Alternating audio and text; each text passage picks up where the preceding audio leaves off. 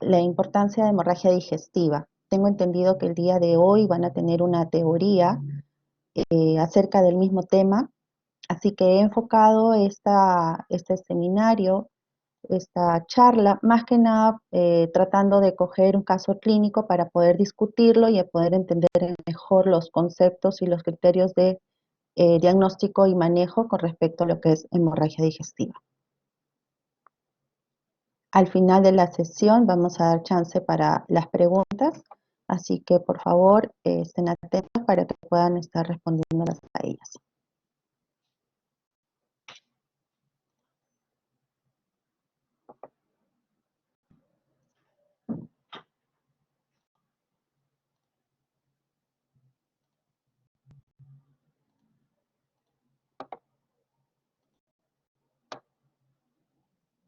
Listos.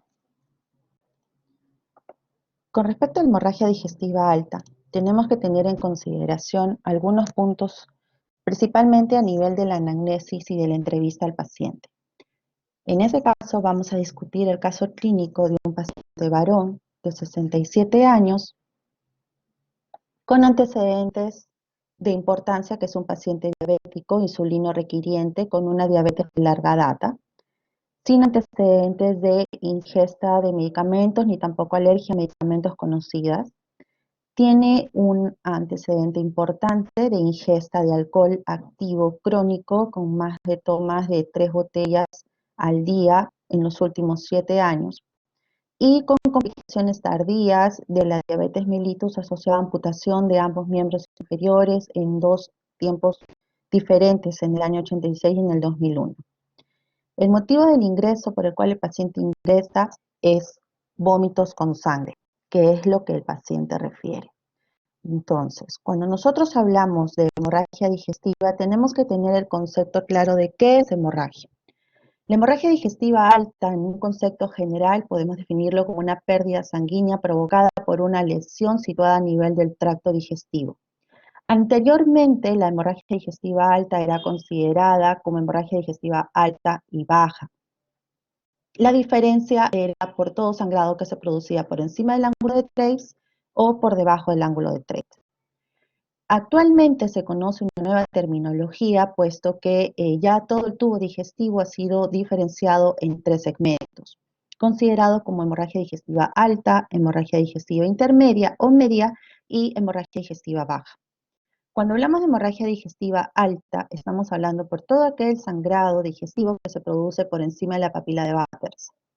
Una hemorragia digestiva baja es aquel sangrado que se produce debajo de la válvula ileocecal, y considerado como hemorragia digestiva intermedia aquel que se produce entre la papila de Bathurst y la válvula ileocecal.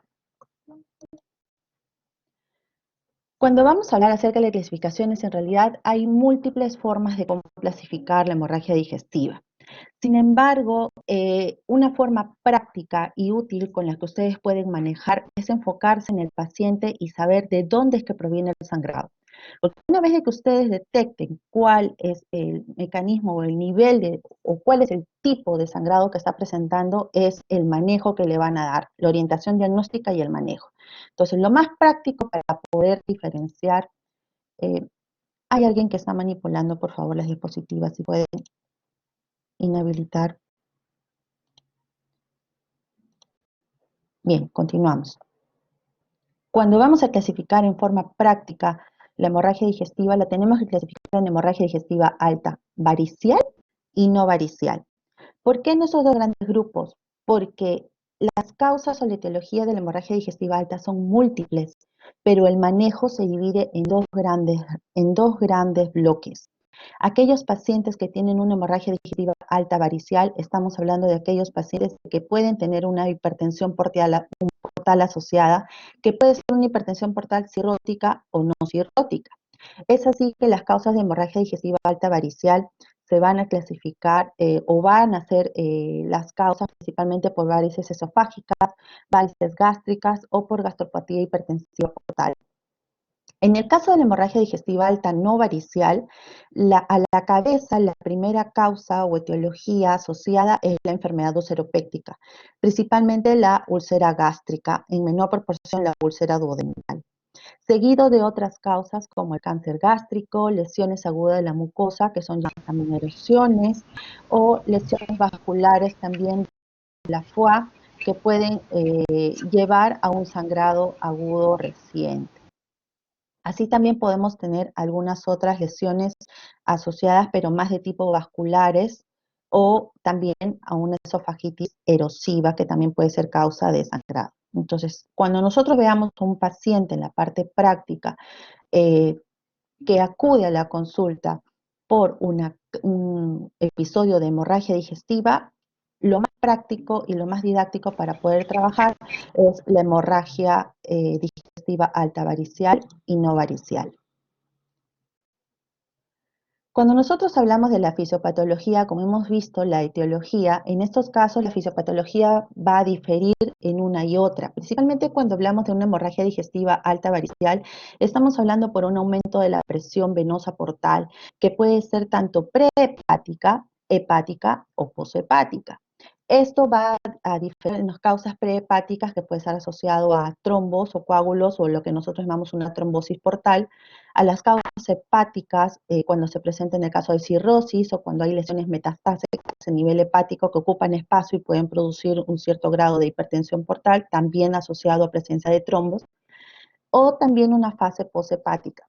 Entonces, todo esto lo que va a hacer es un aumento de la presión venosa a nivel de la aorta, que va a aumentar el flujo de sangre a nivel de las colaterales, y eso es lo que va a llevar a la formación de la presencia de las varices, tanto esofágicas como gástricas.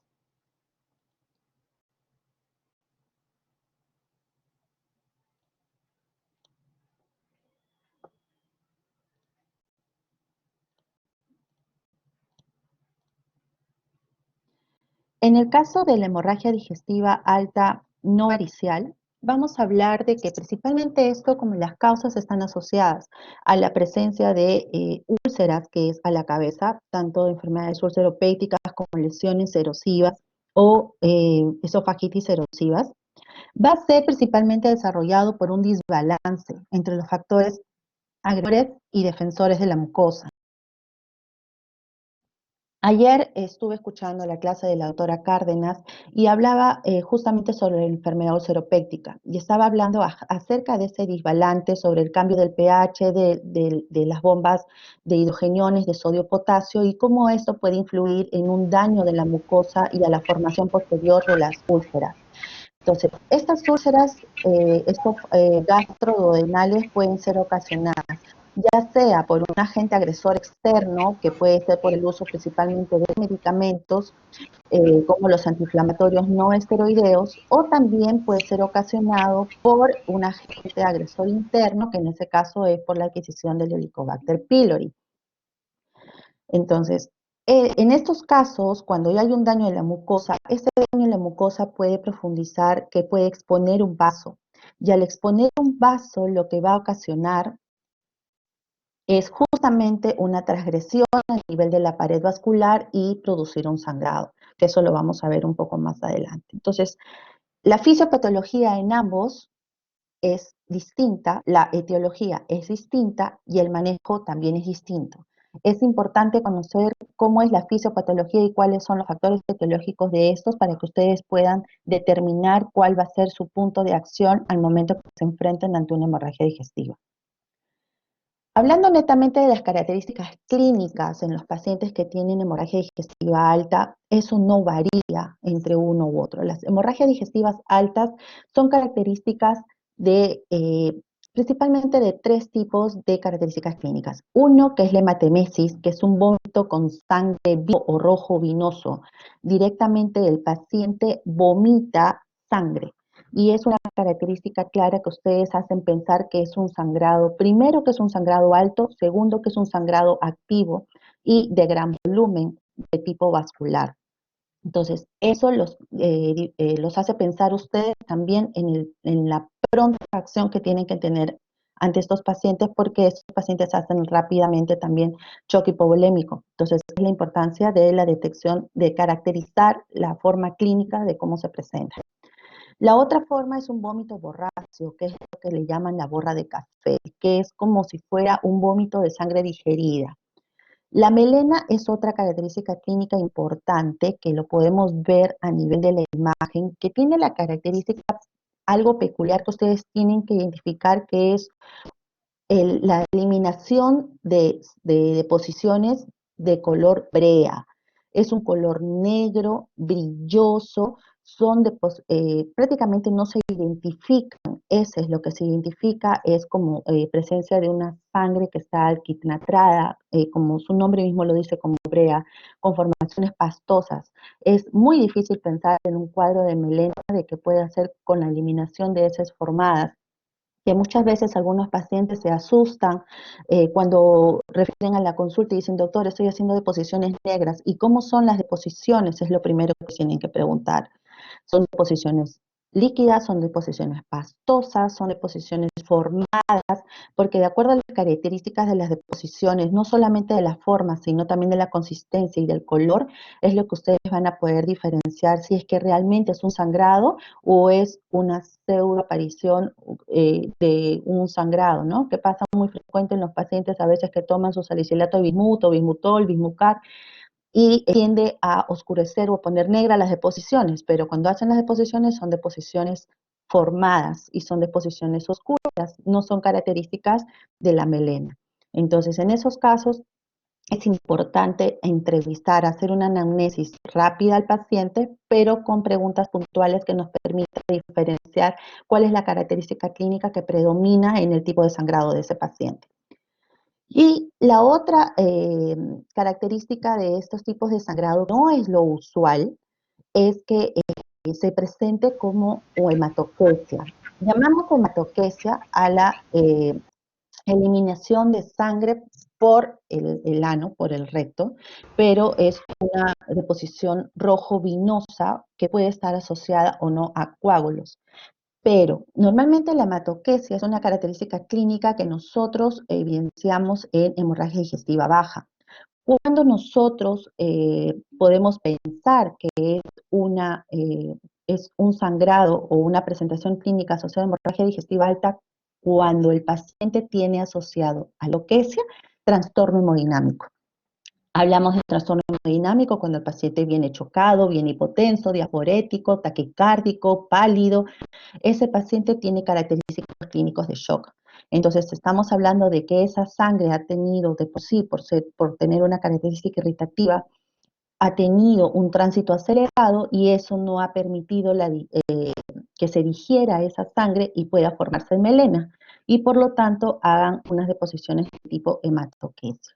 No en todos los casos que se presente hematoquesia, lo primero que vamos a pensar es hemorragia digestiva alta. Tenemos que hacer un análisis clínico del paciente, una evaluación clínica de sus funciones vitales, de su estado sensorio, para poder asociar si es que realmente es o no asociado a una hemorragia digestiva alta. Entonces, dependiendo de las características clínicas de cómo se está presentando el sangrado, es que nosotros vamos a poder hacer como si fuera un flujograma en nuestra cabeza y pensar, este paciente está haciendo hematemesis, este paciente está haciendo melena, entonces esta es una hemorragia digestiva alta. Pero lo siguiente que tenemos que preguntar, ok, es una hemorragia digestiva alta, pero ¿de qué tipo? ¿Es una hemorragia digestiva alta varicial? ¿Es una hemorragia digestiva alta no varicial? Porque depende de eso el tipo de flujo de diagnóstico y manejo que le vamos a dar a ese paciente. Adicional a las características clínicas que tenemos que analizar y preguntar y a la vez evaluar en el paciente, tenemos algunos factores clínicos que también son importantes porque nos van a permitir predecir o evaluar el riesgo de recurrencia de sangrado o de mortalidad. La edad en los pacientes es un punto importante porque se ha visto que aquellos pacientes que tienen una edad mayor de 60 años tienen mayor riesgo de recurrencia de sangrado y mayor posibilidad de mortalidad, y asociado a más del 39%. También hay que tener en cuenta la presencia de algunas enfermedades asociadas. Es importante, como en este caso clínico que estamos evaluando, es un paciente diabético mal controlado de larga data con complicaciones tardías. Y una de las complicaciones también asociada a los pacientes diabéticos de largo tiempo es hígado graso. Y el hígado graso en nuestro país es considerado una de las causas principales de cirrosis hepática. Entonces, tenemos que ver pacientes también gerontes, pacientes que usan polifarmacia, que toman muchos antiinflamatorios, pacientes reumatológicos que toman muchos AINES. Entonces es importante saber cuáles son las comorbilidades que tiene para saber también qué tipo de enfermedad se puede asociar o qué tipo de tratamiento ha podido conllevar a la formación de este sangrado. También es importante definir la magnitud de la hemorragia. Es importante evaluar la posibilidad de riesgo de resangrado que puede tener esto y se ha visto que está asociado a mayor fracaso de la terapia o a mayor mortalidad a aquellos pacientes que ingresan a la institución por el tratamiento de salud en un estado de shock hipovolémico. También es importante ver el curso evolutivo de la hemorragia. Si es una hemorragia que ha persistido en el transcurso de los días, es una hemorragia que no ha respondido al tratamiento médico endoscópico, si ha sido una hemorragia que ha recidivado en el domicilio, que no ha habido una buena adherencia al tratamiento. Entonces son varios factores que van a importar al momento que nosotros vamos a manejar al paciente. Pero también es importante aquellos factores endoscópicos. Los factores endoscópicos principalmente lo que van a permitir es prevalecer o predecir, mejor dicho, la posibilidad de resangrado en el paciente y por lo tanto la muerte de ese paciente. Y eso lo vamos a hacer principalmente por las características de las lesiones que nosotros encontramos.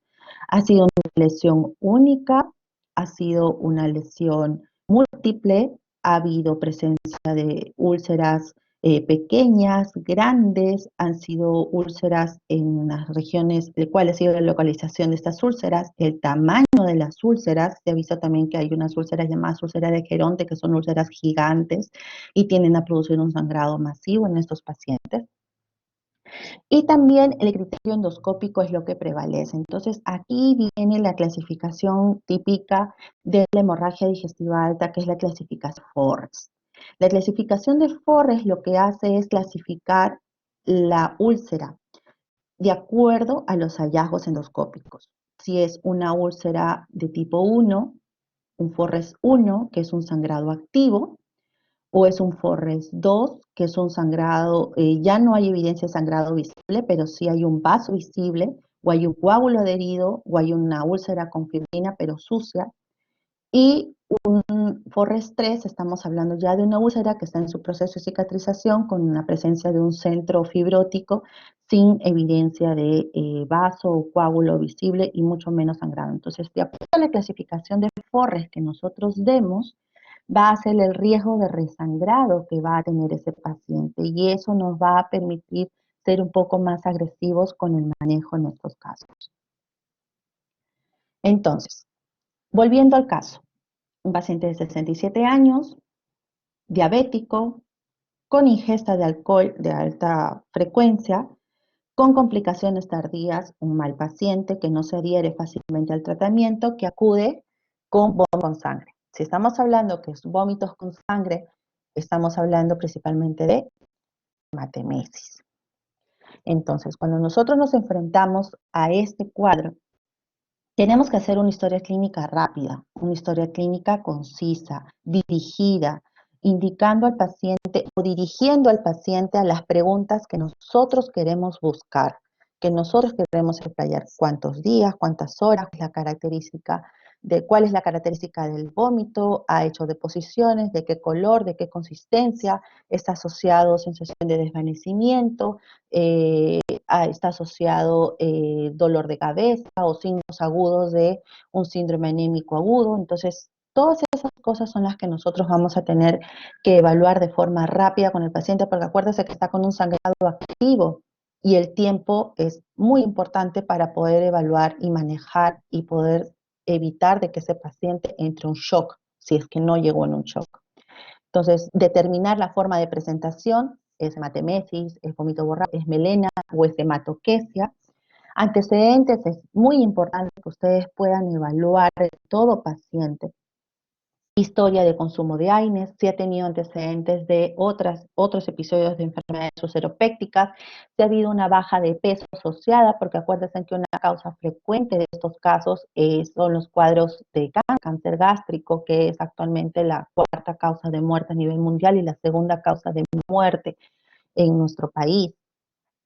Entonces es importante hablar de un síndrome consuntivo. Y hablamos de síndrome consuntivo cuando hay una pérdida de más del 10% de su peso corporal en los últimos 6 meses. Entonces es importante también poder entrevistar y sacar esa información en el paciente. También es importante en los pacientes gerontes si es que usan anticoagulantes, si usan warfarina, si usan clopidogrel, si son pacientes renales, que también tenemos muchos cuadros de hemorragia digestiva por gastropatía erosiva asociado al uso de anticoagulantes, porque muchos de los pacientes que entran a diálisis también les indican anticoagulación. También es importante tener el antecedente familiar hasta de segundo grado de consanguinidad de cáncer gástrico. Si tienen papás, hijos, hermanos, tíos con cáncer gástrico, y más aún si son en pacientes jóvenes, esos son los cáncer hereditarios que tienen que ser estudiados en todo paciente mayor de 50 años, y si tiene antecedente familiar de cáncer gástrico, con más razón tiene que tener una endoscopía antes de esa edad. Y también es importante, como les mencionaba, y que hay que tener en cuenta en este paciente, la historia de hígado graso. Es un paciente diabético con complicaciones tardías, que lo insulino requiriente, que lo más probable es que tenga un hígado graso asociado a esa diabetes mellitus, que conlleve en un futuro o en el transcurso de los años a una cirrosis. Entonces, cuando nosotros tenemos una hemorragia digestiva alta, hemos entrevistado al paciente, hemos sacado rápidamente los antecedentes importantes, vamos a ver en qué condiciones llega el paciente. Entonces, tenemos que hacer una evaluación inicial de su estado hemodinámico. Tenemos que ver si es que este paciente tiene hipotensión, tiene taquicardia, tiene palidez mucosa, piel fría, sudoración, que son signos de mala perfusión. Si es que el paciente ha presentado un episodio de mareo, síncope, y de un momento a otro se ha incorporado y se ha desvanecido. Si el paciente viene confuso o está desorientado, no reconoce a la familia. Entonces, son cuadros que nos hacen pensar que el paciente está entrando en una inestabilidad hemodinámica con probable shock. Entonces, estos pacientes tienen que ser manejados de forma inmediata. Para eso es importante la evaluación ectoscópica. ¿Cómo veo yo al paciente? ¿Cómo veo comportamiento? ¿Lo veo pálido? ¿Lo veo sudoroso?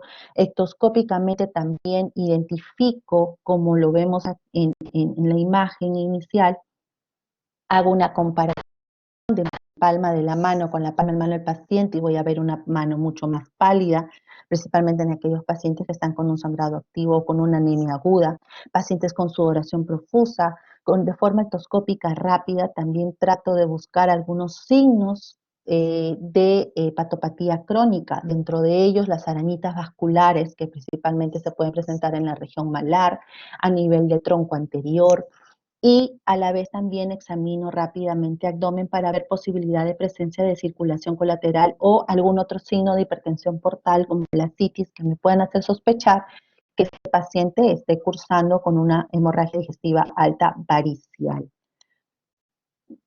Entonces, en nuestro paciente, es un paciente que ingresa taquicárdico, con palidez de mucosas y con un tacto rectal positivo, amelena. Esto es otro dato importante que ustedes tienen que tener en cuenta en la evaluación del paciente.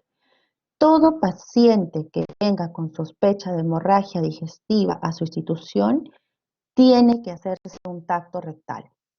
Es parte del examen clínico de un gastroenterólogo. No basta con que el paciente me diga vomité sangre, porque muchas veces refiere lo que sucedió en casa, pero nosotros no tenemos evidencia de que realmente hay un sangrado activo. Hay pacientes jóvenes que pueden sangrar, no tienen inestabilidad hemodinámica, no tienen ningún signo clínico asociado a alguna otra comorbilidad, pero sin embargo pueden tener un tacto rectal positivo que no estamos nosotros detectando.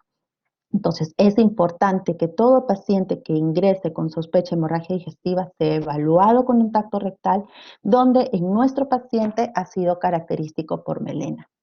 Entendemos un paciente diabético, insulino requiriente, con complicaciones tardías, que ingresa por hematemesis con sangrado activo. El hecho que yo encuentre melena de estas características, estamos hablando de un sangrado activo, entonces nuestro actuar tiene que ser pronto. Por lo tanto, el manejo general inicial de todo paciente que ingresa a la emergencia es nuestro ABC de todo paciente crítico. Asegurar la vía aérea, si ese paciente hay que asegurarnos de que no se vaya a aspirar porque puede volver a vomitar y puede aspirar su propio sangrado y producir una neumonía aspirativa o lo que es peor, asfixiarse con su propia sangre y morir por eso, que sería en estas alturas, y que un paciente se muera por una aspiración o por una hemorragia digestiva es fatal. Es importante restituir fluidos pronto en estos pacientes con la instalación de 2 catéteres endovenosos de gran calibre, con restitución de líquidos coloides. En algunos casos, lactato de Ringer también está indicado, pero por el poco acceso, lo que se hace es pasar hemacel o poligelina a chorro, 300 cc, máximo 500 cc, y luego a gran volumen hasta más o menos restituir el volumen perdido. Y acá tenemos que diferenciar al paciente cuando es consciente o inconsciente. Es diferente el manejo en un paciente que conversa, que nos da información, donde en cierto modo nos da tiempo de actuar. Es importante que en estos pacientes ponerlos en decúbito lateral por si es que vuelven a sangrar y semisentado para que no se pueda aspirar. Y importante también la administración de oxígeno que muchas veces es necesario por cánula binasal. Pero el otro punto es cuando el paciente llega inconsciente, cuando el paciente llega chocado. Entonces, en estos casos es importantísimo retirarle las prótesis dentales para poder hacer el procedimiento, porque el siguiente paso importante es hacer una endoscopía, poner en posición lateral al paciente y aspirar los vómitos si es que se evidencia en esos casos. Todo paciente que una vez hemos estabilizado, lo hemos entrevistado, le hemos hecho las medidas del ABC inicial, hemos posicionado al paciente, inmediatamente nosotros vamos a pedir todo un perfil de exámenes auxiliares iniciales para poder discriminar a ese paciente su probabilidad de riesgo de sangrado, qué tanto ha sangrado, qué tanto debemos reponer. Entonces, la lista de exámenes básicos que nosotros solicitamos es URI y creatinina. ¿Por qué la URI y creatinina? Porque nosotros vemos muy frecuente una disociación de urea creatinina por el metabolismo de hemoglobina. Cuando los pacientes sangran, hay una disrupción de este metabolismo de la hemoglobina y hay un aumento de la urea con una creatinina normal. Entonces, a eso hablamos nosotros de una disociación urea-creatinina, que es importante como un factor que nosotros, como un punto importante que vemos en esos pacientes con sangrado activo. Importantísimo verle en un hemograma, no solamente hemoglobina hematocrito, es importante ver un hemograma completo porque ahí también vamos a evaluar si hay anemia, qué tipo de anemia es normocítica, normocrómica, que se presenta en los casos agudos, o estamos hablando de una anemia crónica, microcítica, macrocítica. Entonces, es importante tener un hemograma completo y además que el hemograma me arroja también la cantidad de plaquetas, que se ha visto que en aquellos pacientes con hipertensión portal pueden tener una disminución de plaquetas, aun si es que no tenemos hallazgos clínicos significativos. Entonces es importante tener un hemograma, valorar la anemia, el tipo de anemia y para cuantificar plaquetas. Importante tener el grupo y factor porque muchos de estos pacientes requieren reposición de sangre. Perfil de coagulación importantísimo, principalmente en aquellos pacientes gerontes o mayores de 65 años que usan muchos medicamentos o polifarmacias o anticoagulación de larga data, porque se ha visto también hasta por una gastropatía erosiva, aquellos pacientes que usan anticoagulación prolongada pueden sangrar. Han habido pacientes que han ingresado con INR de 8 o INR de 6 con sangrado activo y ahí el mayor manejo es quitar la anticoagulación y corregir el INR. Entonces es importante pedir un perfil de coagulación. En la medida de lo posible, solicitar un perfil hepático para ver posibilidades de hallazgos asociados a hepatopatía crónico-cirrosis, una ecografía abdominal justamente para descartar patología hepática o algunas complicaciones de hipertensión portal como ascitis. Y el paso, uno de los más importantes, la endoscopía alta, que eso ya se va a determinar después de que se haya tenido el resultado de todos los exámenes con previa estabilización hemodinámica del paciente. Entonces, en nuestro paciente, Recapitulando, 67 años, diabético, o complicaciones tardías, que ingresa por hematemesis, con sangrado activo, característico por tacto rectal positivo tipo melena. Tenemos un resultado de uricreatinina de urea 67 y creatinina de 0.7. Aquí encontramos una disociación urea-creatinina, punto a favor de un sangrado activo. Encontramos en este caso no tenemos un hemograma completo, solo tenemos hematocrito en 18 con una hemoglobina en 6, que estamos hablando de una anemia severa.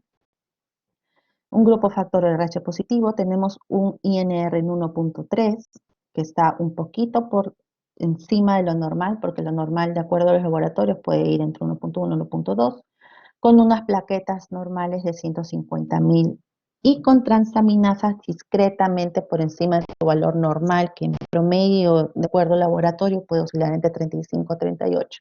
Y encontramos en este paciente una ligera hipertransaminasemia que pudiera denotar una hepatopatía crónica. Entonces, son datos que, si bien es cierto, no puedo definir, porque hay clínicos de hepatopatía crónica no he encontrado en este paciente. Allá laboratoriales, lo único que tengo es un INR un poco alto y transaminasas discretamente altas, que tampoco me permite definir concretamente si es que este paciente tiene alguna hepatopatía crónica asociada. Entonces todavía me quedo con un poco la duda y lo sigo manejando solo como una hemorragia digestiva alta, probable no varicial. Cuando nosotros tenemos estos datos de estos pacientes, ¿por qué es importante adicionalmente tener estos datos? Es porque voy a poder utilizar una escala importantísima que me va a ayudar a predecir la posibilidad de resangrado en estos pacientes para poder tomar decisiones con respecto al manejo. Entonces, cuando nosotros valoramos esos parámetros básicos iniciales, podemos aplicar la escala de Glasgow-Blatchford.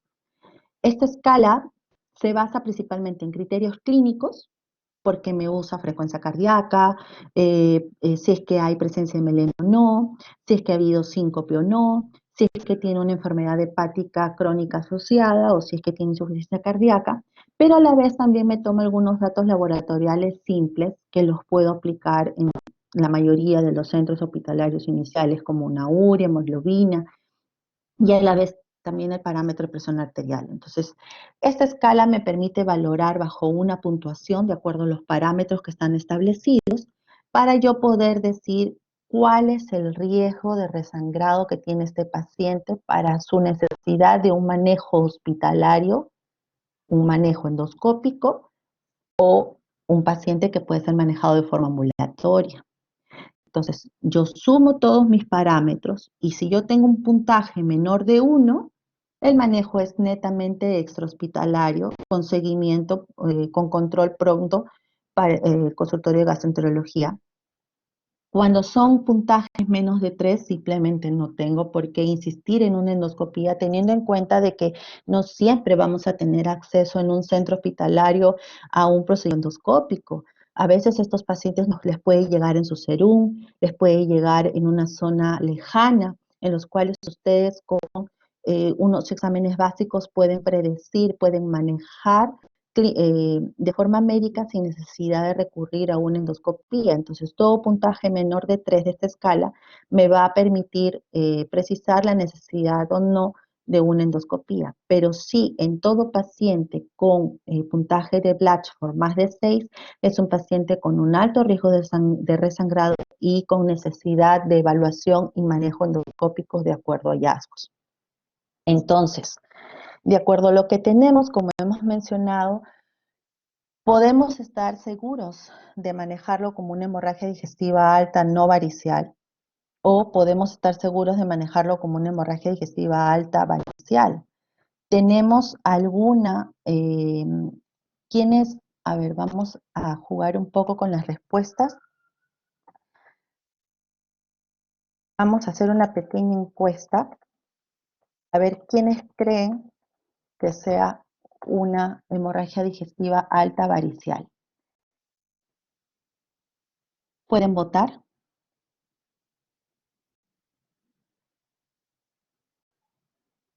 Damos unos segundos a ver. Participen, chicos, es importante que ustedes puedan participar de acuerdo a lo que vamos viendo, porque esto lo van a ver en la práctica clínica, es muy frecuente.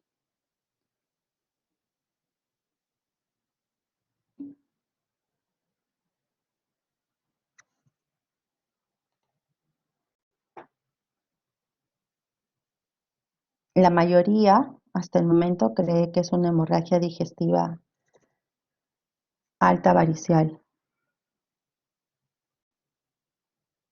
Son 159. Vamos, chicos.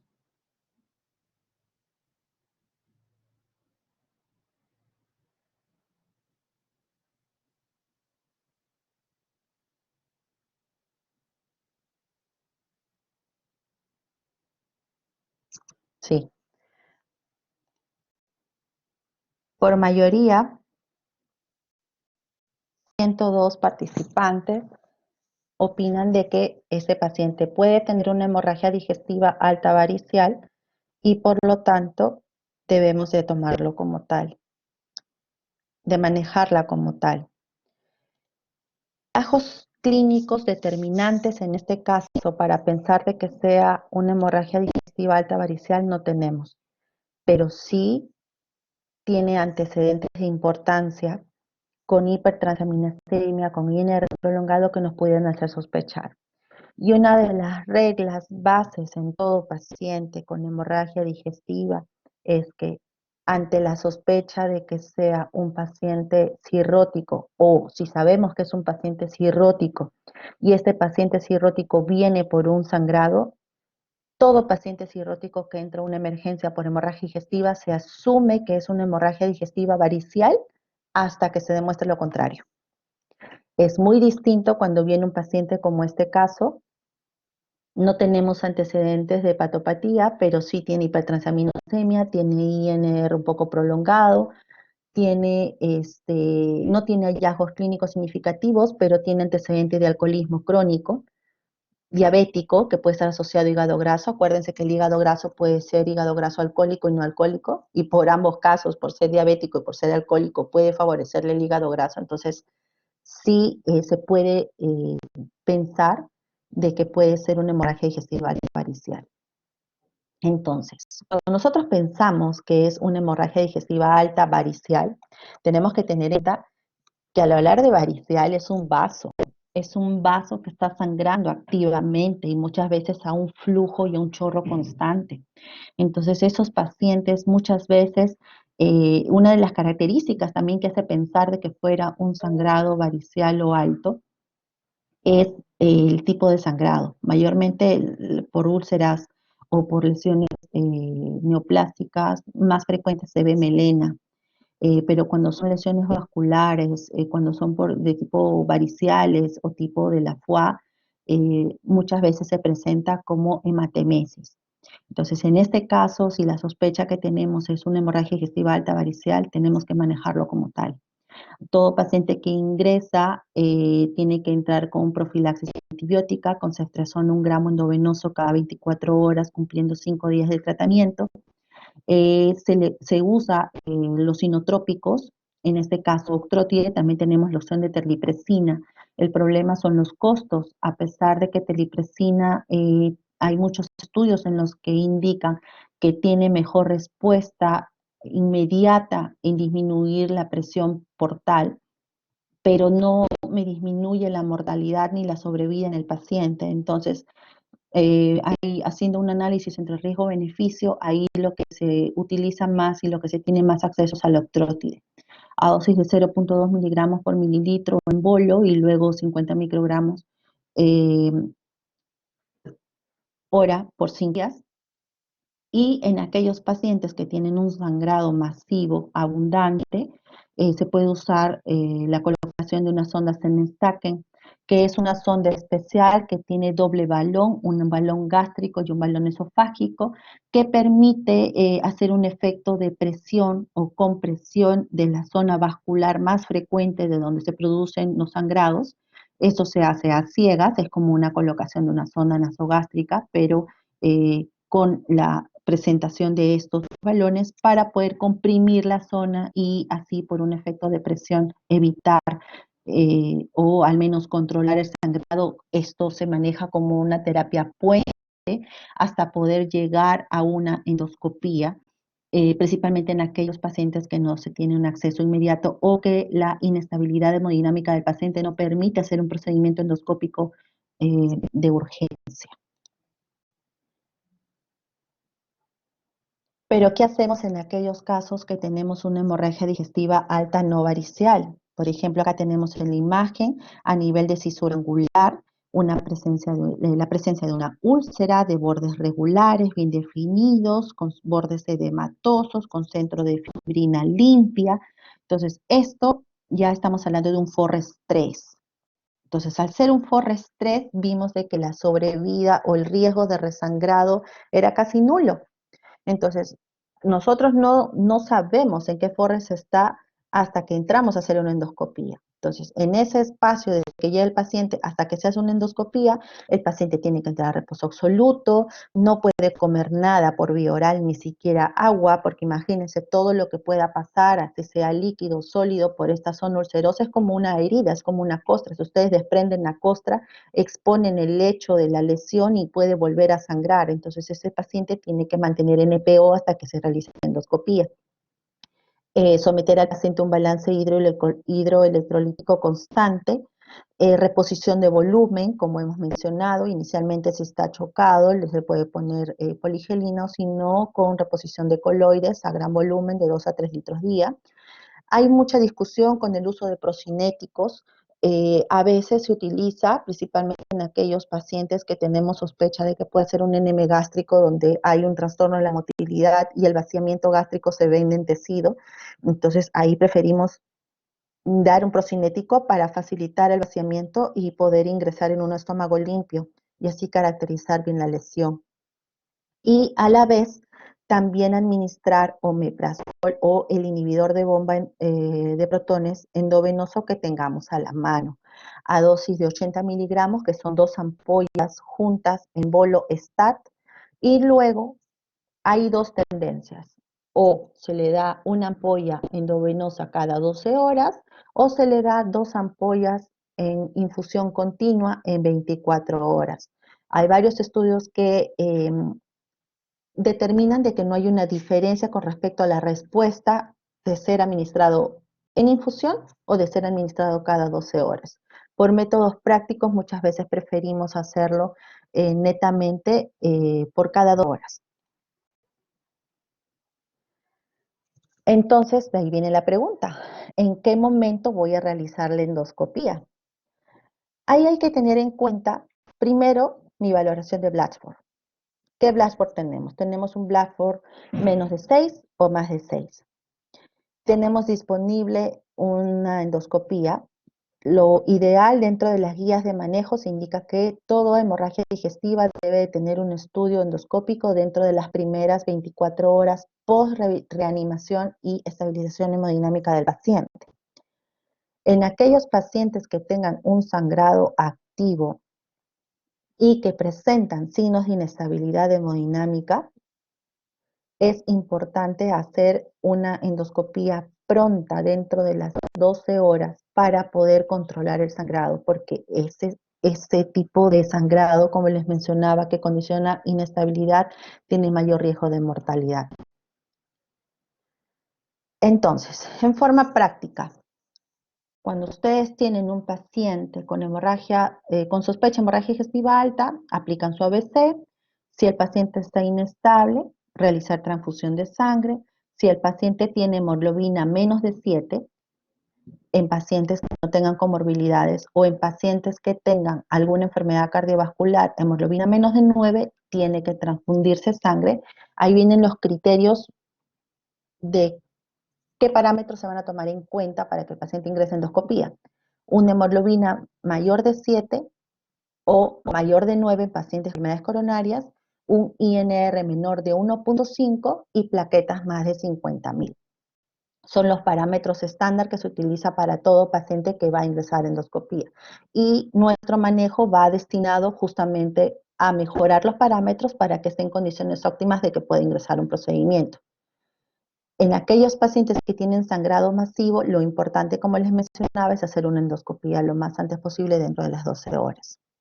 Se hace su escala de Blackford, tiene una escala de Blackford menos de 1, se va a su casa. Tiene más de 2, ahí es cuando yo le doy su manejo médico, le inicio su omeprazol en bomba, le inicio su ceftriaxona profiláctica si es que tengo la sospecha que sea varicial, inicio inotrópico si es que estoy pensando que sea varicial, para tratar de corregir y estabilizar al paciente. Pero definitivamente si es un Blackford más de 6, ese paciente tiene que entrar a endoscopia de emergencia.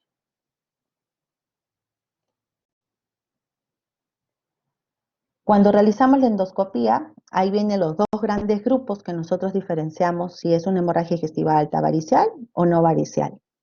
Si es una hemorragia digestiva alta no varicial, va a depender el FORRES, la clasificación de FORRES que nosotros tengamos de esa úlcera, para saber o identificar el tipo de manejo endoscópico que nosotros vamos a realizar.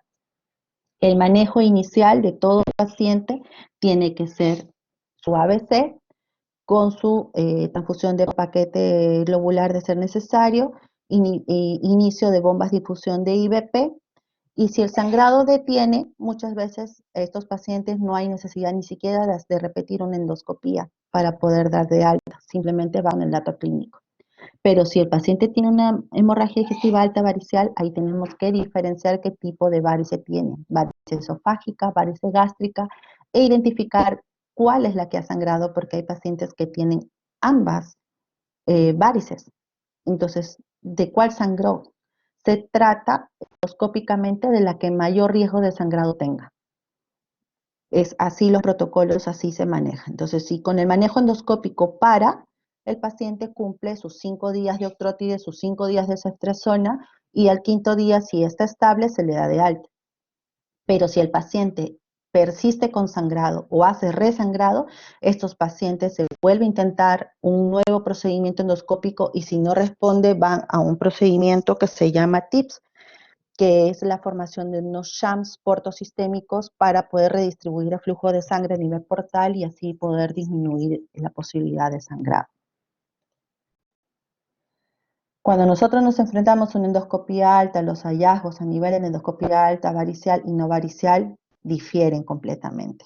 Entonces, cuando nosotros hablamos de hemorragia digestiva alta varicial, estamos viendo la presencia de varices esofágicas, que son vasos tortuosos, violáceos, que se extienden hasta la unión esófago-gástrica, o la presencia de vasos tortuosos que principalmente se extienden a nivel de fondo gástrico, ya sea hacia la curvatura mayor o hacia la curvatura menor, cuyo manejo es a nivel de las varices esofágicas, principalmente la endoligadura o en algunos casos la esteroterapia, y a nivel de las varices gástricas, la obturación de las varices gástricas con inyección de sustancias quelantes tipo lipiodol. El manejo varía, por eso les digo, ¿qué pasa si este paciente tenemos hallazgos tanto de varices esofágicas y gástricas?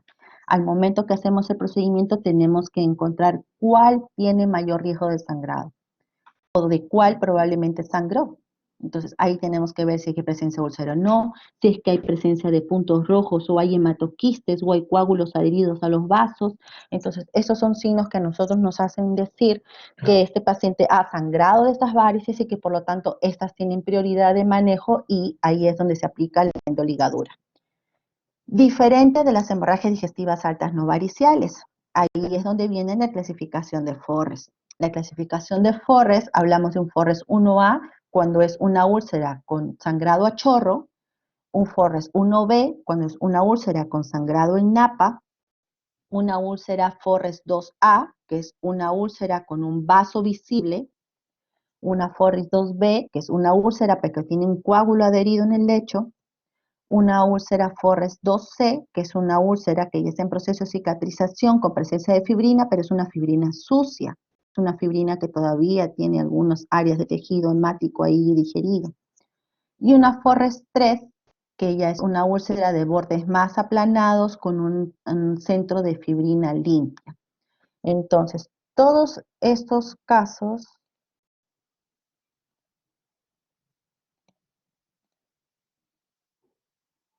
un segundo, se salió la proyección.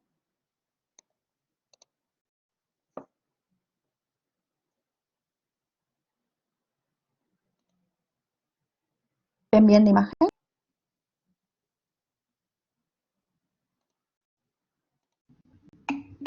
Ya, perfecto.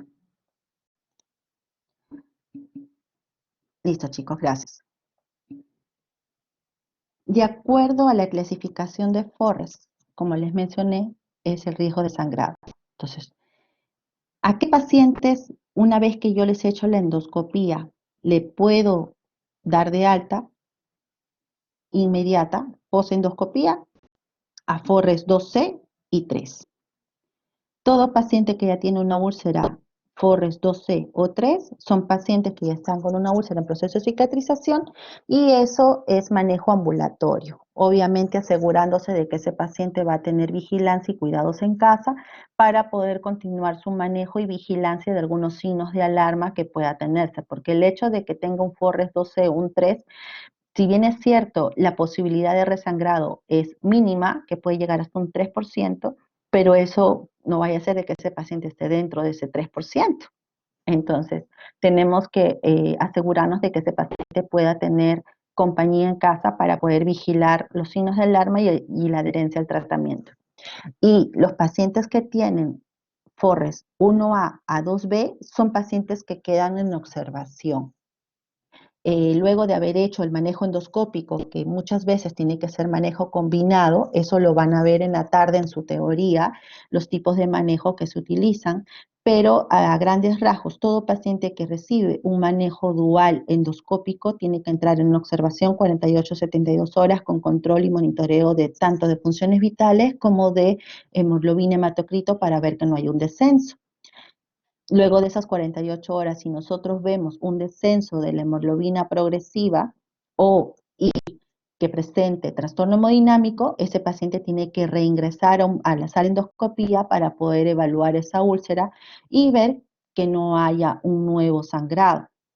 Pero si estos pacientes a las 48 horas se mantienen estables, su hemoglobina también se mantiene estable, se le puede iniciar dieta solamente con líquidos y observarlo si es que tolera. Si es que tolera y no hay evidencia de sangrado ni baja hemoglobina, esos pacientes van a alta.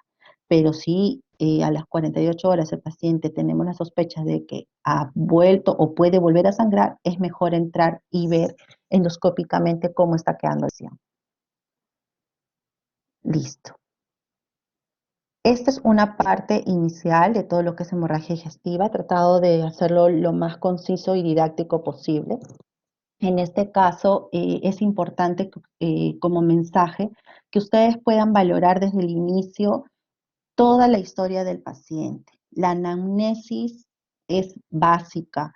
Preguntar los antecedentes que tiene el paciente, evaluar al paciente con detenimiento, hacer un tacto rectal, tomarle sus funciones vitales y poder clasificar cuál es la manifestación clínica y cuáles son los hallazgos clínicos que me pueden predecir que ese paciente tiene o puede hacer un trastorno hemodinámico pronto es importantísimo.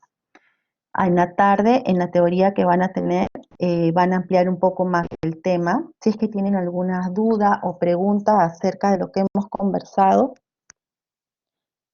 damos unos minutos para que puedan responder.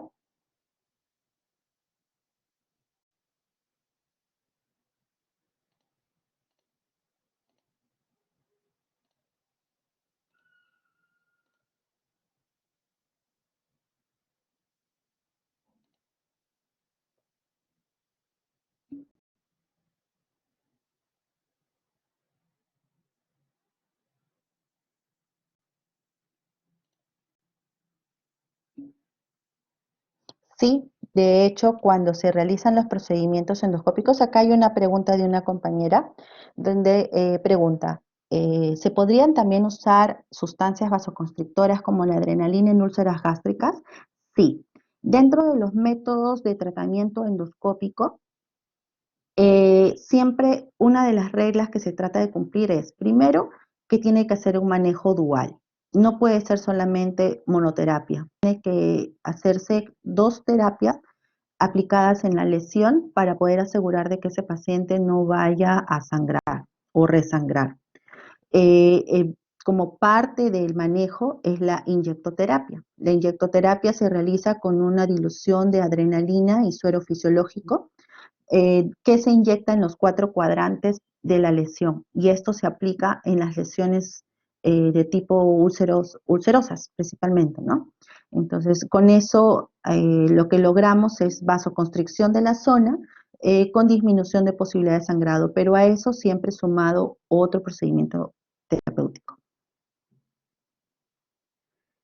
Otro compañero pregunta si el tacto rectal es necesario sí o sí para confirmar una hemorragia digestiva alta. El tacto rectal es sí siempre necesario para todo paciente de sospecha de hemorragia digestiva alta. Es parte del examen clínico que debe tener todo paciente para poder determinar el tipo de sangrado. Ahora, pongámonos en un caso. Hay pacientes que llegan a la emergencia y llegan literalmente vomitando sangre. Entonces, ahí de verdad que ya no tengo necesidad de confirmar que ese paciente está sangrando, porque ¿de qué depende la necesidad de hacer un tacto rectal? De poder saber si es que ese paciente está teniendo sangrado activo. Entonces, esa es la finalidad. Pero si el paciente ingresa con un sangrado evidente que sucede, principalmente en aquellos casos de hemorragia digestiva varicial, el paciente literalmente vomita delante tuyo. Entonces, ese paciente sí necesita, ya no es necesario, perdón, hacerle un tacto rectal, porque ya es evidente que está sangrando y mi manejo más bien tiene que ser inmediato. A ver, otra pregunta con respecto al manejo de hemorragia digestiva alta varicial. También le debería agregar un beta bloqueador, por ejemplo, propanolol, para, como prevención o retraso en la formación de varices esofágicas. Sí. Todo paciente en la que yo sospecho y tengo el diagnóstico confirmatorio a nivel endoscópico de que tiene varices, ya sean esofágico o gástricas, y que ese ha sido el motivo de sangrado, ese paciente ya se está manejando desde el ingreso a la emergencia con inotrópicos, en este caso también con vasoconstrictores, perdón, como el octreotide o la terlipresina. Este paciente durante la hospitalización tiene que mantener tratamiento sí o sí 5 días. No se puede retirar antes el octreotide porque puede ser un mecanismo de rebote que hace que ese vaso resangre. Entonces, ese paciente cumple sus 5 días de octreotide y si ya está en condiciones de alta, ese paciente debe irse con betabloqueo. En ese caso, propanolol a dosis mínima. Inicialmente se puede empezar, dependiendo de la frecuencia cardíaca que maneje, porque la idea de dar tratamiento con betabloqueo, el objetivo es mantener una frecuencia cardíaca de 55 latidos minuto en promedio.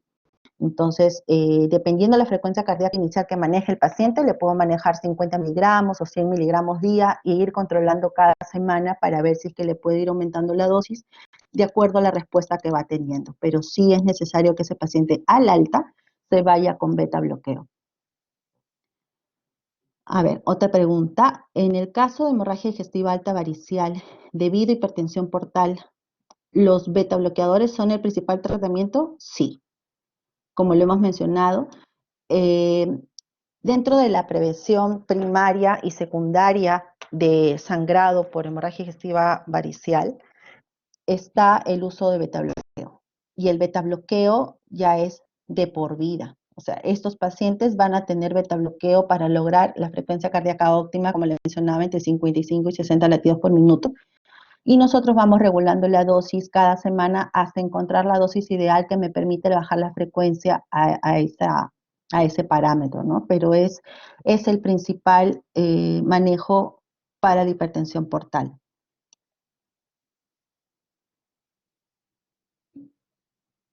Otra pregunta sobre el manejo de la hemorragia digestiva en el ABC. ¿Se puede utilizar coloides y en algunos casos se indica cristaloides? Sí, en realidad muchas veces es lo que damos a la mano, porque no todas las veces en las emergencias podemos tener coloides y cristaloides. Normalmente los coloides los usamos en pacientes que llegan con shock, en los que necesito reposición y expansión del espacio intravascular de forma rápida. Entonces ahí le pasamos poligelina, que es lo que podemos tener a la mano. Pero si no, o en los casos que no están chocados o están más estables, es necesario la reposición de volumen con cristaloides y ahí lo único que tenemos a la mano es el cloruro, ¿no? Otra pregunta. En caso de que el paciente no llega en las 12 horas establecidas o es difícil estabilizarlo para realizar la endoscopía, ¿qué es lo siguiente a realizar? Ahí tenemos que enfocarnos en qué tipo de paciente es. ¿Es un paciente en el que tengo sospecha de una hemorragia digestiva alta varicial o no varicial? Si tengo un paciente, normalmente esos pacientes que están hemodinámicamente inestables, que tienen un sangrado de gran volumen, suelen ser los pacientes con sangrado varicial. Entonces, en esos casos, si yo tengo la sospecha de que es un sangrado varicial, ahí hago el mecanismo de puente, de colocarle una sonda en stacking para poder contener el sangrado. Y también llamamos, otra de las cosas que se puede hacer es que con plena transfusión de sangre, incluso con el paciente inestable, se hace una endoscopía de emergencia porque definitivamente mientras no se entre y no se ve el punto de sangrado y no se trate ese sangrado, el paciente va a seguir sangrando y no va a estabilizarse. Entonces ahí ya hacemos un manejo en conjunto con el intensivista para ver en qué momento es el más óptimo dentro de las 24 horas de poder hacer la endoscopía. Hay otra pregunta. Una colonoscopía, ¿qué patologías me descartaría si fuera negativo? Y en caso haya presencia de hemorragia digestiva baja, pero sale negativo, otra prueba podría.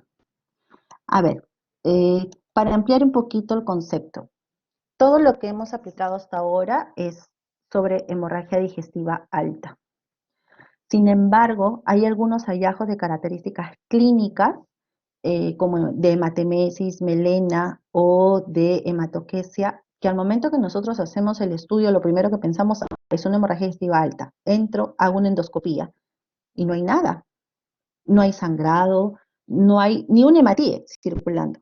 Entonces nosotros decimos, ¿qué pasó? O hubo un error en la anamnesis, o hubo un error al examen, o hay alguna lesión que no estoy detectando endoscópicamente que se me está pasando, o realmente no es una hemorragia digestiva alta. Entonces, ahí las guías que me dicen, tengo que volver a repetir una nueva endoscopía por un operador diferente para poder saber si es que realmente puedo detectar alguna lesión que no lo detectaron en la primera. Y si es así y está todo negativo, lo siguiente que tengo que hacer es pasar a una colonoscopía. Porque ¿qué pasa? Que hay lesiones que pueden estar sangrando, pero de forma muy de bajo volumen y que puede simular una melena. O que puede haber un sangrado a nivel de intestino medio que no sea de gran volumen y que me puede estar simulando una hematoquesia. Entonces, dentro de los protocolos de hemorragia digestiva en general, cuando yo tengo una característica clínica de sangrado, sea hematoquesia, melena, cualquiera de esas, mi paso es 2 endoscopías altas por operador distinto. Salen negativas, paso a colonoscopía. Si no encuentro punto de colonoscopía, o bien repito una nueva colonoscopía por un operador distinto, o paso a un estudio de intestino medio. Y ahí viene otro capítulo que de repente en el camino lo van a desarrollar, es acerca de las hemorragias de origen intermedio y aquellas hemorragias de origen oscuro. Entonces, ahí ya es otro capítulo, es otra área, que ya poco a poco lo vamos a ir desarrollando, pero más o menos para que vayan ampliando su concepto, es cualquier característica clínica en la que yo haga endoscopía alta, no encuentre nada, paso a endoscopía baja. Si en la endoscopía baja no encuentro nada, a pesar de que he repetido el examen, definitivamente tengo que pasar a un estudio intermedio. Y dentro de los estudios intermedios tenemos la enteroscopía, ya sea anterógrada o retrógrada, y la cápsula endoscópica. Otra pregunta, ¿qué requisitos aparte de la estabilidad hemodinámica debo hacer para realizar la endoscopía? Como les mencioné, hemoglobina mayor de 7 en aquel paciente sin comorbilidades, hemoglobina más de 9 en aquellos pacientes que tienen alguna patología cardiovascular isquémica asociada, INR menor de 1.5 y plaquetas mayor de 50.000. Doctora, ¿qué tan frecuente es el uso de sondas C-Stacking? No es frecuente. Incluso varias instituciones no lo tienen a la mano. Es un procedimiento que se realiza en unidades de emergencia, shock trauma o áreas intensivas para tratar de contener un sangrado solamente como un mecanismo de puente. no se utiliza de forma muy continua ni tampoco mayor de 24 horas porque se corre riesgo de ocasionar anemia. Acuérdense que es un balón que está comprimiendo las paredes y ustedes han visto que las paredes del esófago son muy delgadas. Entonces esas fácilmente se pueden necrosar y pueden producir perforación o mayor sangrado. Entonces, en realidad no es ni lo frecuente, ni lo más usual, ni tampoco usarlo mayor de 24 horas. Eh, ¿En qué caso prefiero usar sonda balón y en qué casos?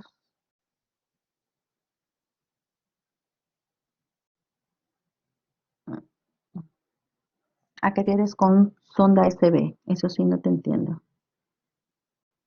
Pregunté en qué casos prefiero usar sonda Senstaken, quiero pensar, y en qué casos ligadura. Como les digo, la sonda Senstaken es solamente un mecanismo puente. Eh, Dentro de los, digamos, los principios que maneja todo endoscopista es, o la pregunta sería, ¿no? ¿Qué terapia endoscópica es mejor para contener el sangrado? Les digo esa pregunta. La mejor terapia endoscópica para contener un sangrado es la que mejor domine el endoscopista. Y eso es un principio de endoscopía, porque es la técnica la que hace efectiva un procedimiento. Y eso, cada técnica, cada operador la maneja. Entonces, lo más frecuente y lo menos invasivo y lo que ha mostrado mejores resultados con menores posibilidades de sangrado y complicaciones es la ligadura de varices esofágicas, en el caso de varices esofágicas. Pero si hablamos de sondas de cuál es mejor, en realidad el que el operador pueda domine más. En el caso de un paciente de hemorragia digestiva alta varicial que tenga Child C, ¿se le podría hacer una endoscopía o cuál sería el tratamiento para ese paciente? El Child en el paciente no es determinante para la realización de una endoscopía. Sí, lo que nos va a demandar es a un mayor manejo en el paciente, porque si es un paciente Child C, debe tener un INR prolongado, lo más probable. Entonces, ya hemos visto que uno de los criterios para que el paciente ingrese a endoscopía es que tenga un INR 1.5. Entonces, ahí hay que transfundir plaquetas, hay que pasar el plasma fresco congelado, hay que conseguir que tenga plaquetas mayor de 50.000. Entonces, el Child en realidad no es un criterio para que el paciente ingrese a endoscopía. Todos los pacientes pueden ingresar y considerar que en un paciente cirrótico suelen a descompensar su Child con hemorragias. Entonces, ahí sí es necesario que más que nada estabilizar los factores, los criterios con los cuales va a ingresar a la sala, ¿no? Que es el INR y las plaquetas.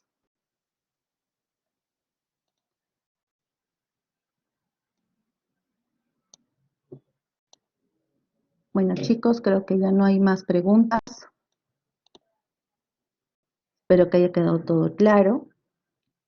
El próximo miércoles van a tener el siguiente seminario, que vamos a procurar de que sea la mesa redonda en realidad.